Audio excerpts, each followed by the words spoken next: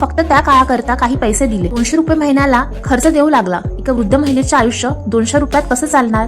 शहाबानोसमोर 2 मार्ग होते, सहन करणे किंवा लढा देणे. आणि याच ठिकाणी तिच्या आयुष्यातला सर्वात मोठा निर्णय झाला. ती म्हणाली, मी न्यायालयात जाईल.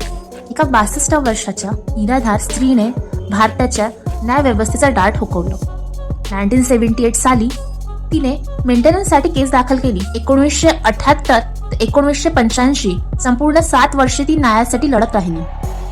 तिच्या विरुद्ध फक्त तिचा नवरा नव्हता, धार्मिक गट, समाजाचा दबाव, परंपरा तिला शांत बसवण्याचा प्रयत्न करत होते. सगळ्या तिच्या विरोधात होते. अनेकांनी तिला सांगितलं, तू धर्माविरुद्ध जात आहेस. मुस्लिम महिलेला इद्दत नंतर खर्च मिळत नाही, बस तू शांत घरी बस. पण शहाबानो थांबली नाही. 1985 मध्ये शेवटी केस भारताच्या सर्वोच्च न्यायालयात पोहोचली आणि तिथे इतिहास रचला गेला.